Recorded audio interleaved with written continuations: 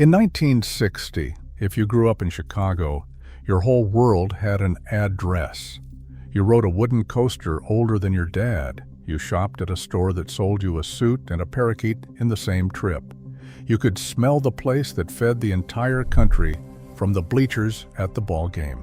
Then, one by one, the wreckers came. Lakeshore Drive came. The discount chains came. And the Chicago your grandparents knew got bulldozed, sold for scrap, or just quietly stopped existing. Here are 12 pieces of it that are gone. Number 1, Riverview Park, Western and Belmont. From 1904 until the fall of 1967, this was the largest amusement park on earth, and its slogan was honest, laugh your troubles away. The star was the Bobs, a wooden coaster with an 85-foot drop that hit 50 miles per hour and carried 1,200 screaming people an hour, 700,000 rides a season. More than 200 million people walked through those gates. Then, on October 3, 1967, the owners sold the 74 acres for $6.5 million. They held an auction. 50 bidders showed up, and not one of them wanted the Bobs. So they tore it apart and sold it for scrap. Today, it is a strip mall and a police station.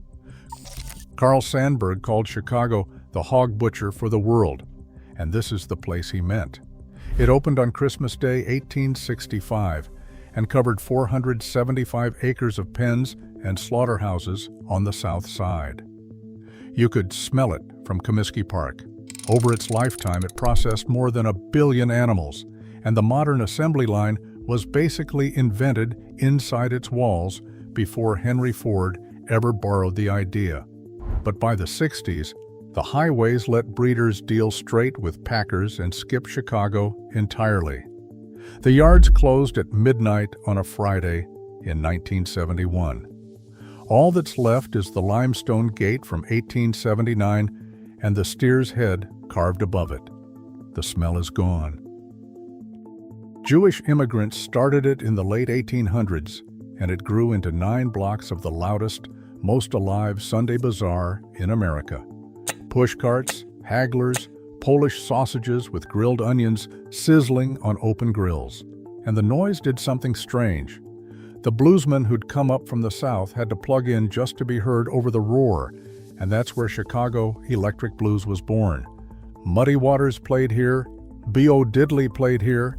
Then the University of Illinois opened a campus next door in 1965.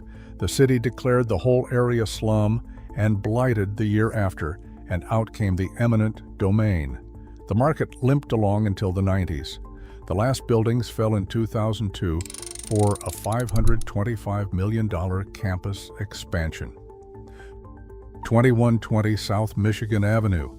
2 Polish immigrant brothers, Leonard and Phil Chess, ran a little label out of that building that recorded Muddy Waters, Howlin' Wolf, Etta James, Bo Diddley, and a kid named Chuck Berry, whose Maybelline sold 1 million copies. In June of 1964, the Rolling Stones drove there to record, and were so awed they named an instrumental after the street address. They had already named their whole band after a Muddy Waters song. Then, in early 1969, the brothers sold the label to a tape company. Leonard died of a heart attack 6 months later. The place where rock and roll learned to walk still stands, but it is a foundation now, not a studio. 47th and what is now King Drive, the beating heart of Bronzeville. It opened in 1928 with about 3,000 seats and a Moorish ceiling, and for 40 years, it was where Black Chicago went to see the best in the world.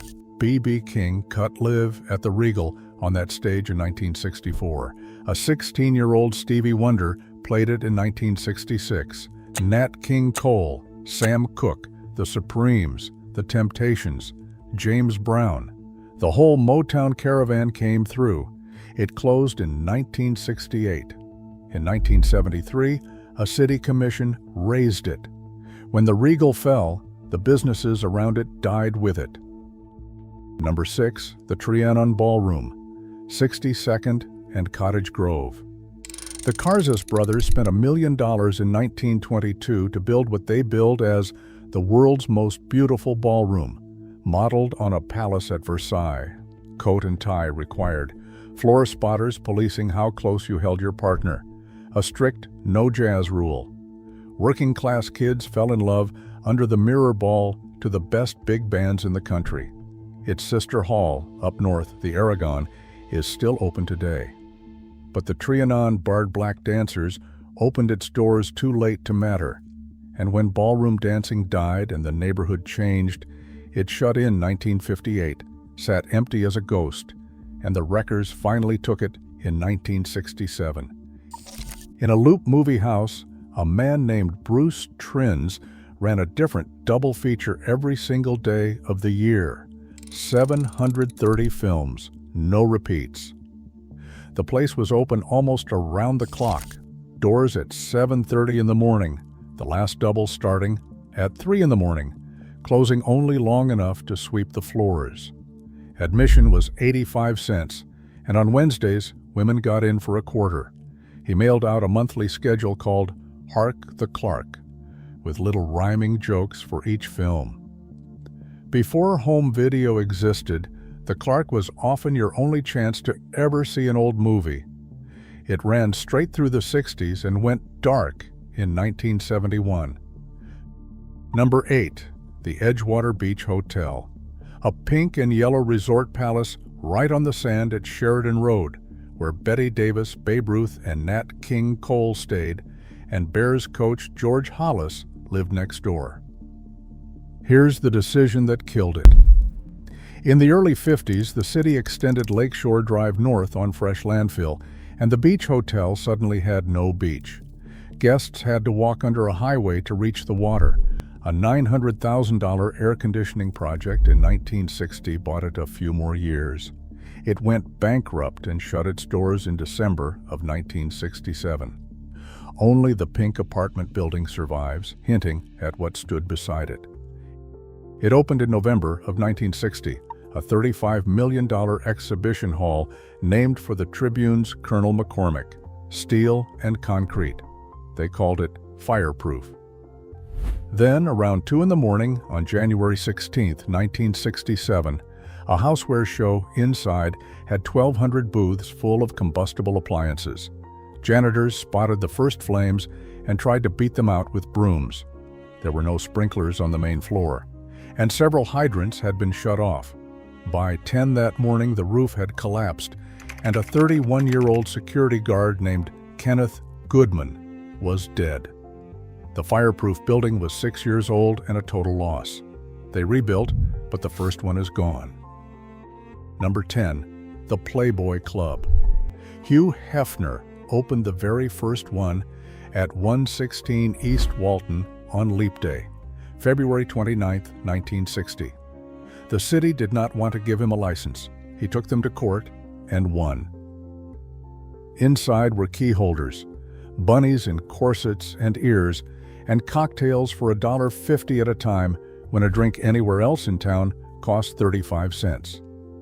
The mansion sat up the street with a Latin motto over the door that translated to, "If you don't swing, don't ring." Hefner left for California in 1971, and the Chicago Club hung on until 1986.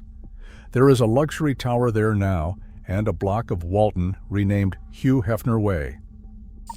Number 11, Goldblatt's. Two more Polish immigrant brothers, Nate and Maurice, opened it on the west side in 1914 with a single promise: we will not be undersold. For half a century, it was where working families bought everything: a suit, a box of candy, a sofa, garden tools, even a pet, all under one roof. By the 60s, it had a State Street flagship and stores in every neighborhood. Then Kmart and Zayre and Woolco arrived, the middle class drove off to the suburbs, and Goldblatt's slowly bled out into bankruptcy by 1981. The store that dressed blue-collar Chicago is a college classroom building now. In 1960, this was a 4-newspaper town. The Tribune, the Sun-Times, the American, and the Daily News with afternoon editions you bought off a kid shouting on the corner. The Daily News was the brawler of the bunch. 13 Pulitzers and foreign bureaus most cities could only dream of. But television swallowed the afternoon paper whole. The American became Chicago Today, then folded in 1974. The Daily News printed its last edition on March 4, 1978, under a headline that read, "So Long Chicago," and put 700 people out of work overnight. 2 papers left. The corner newsboy never came back. Notice the pattern. Almost none of these died of old age. They were sold for scrap, condemned by a commission, cut off by a highway, undersold by a chain. Every single time, somebody, somewhere, signed a piece of paper. A city doesn't lose its past by accident. It decides, one wrecking permit at a time, exactly what it's willing to forget.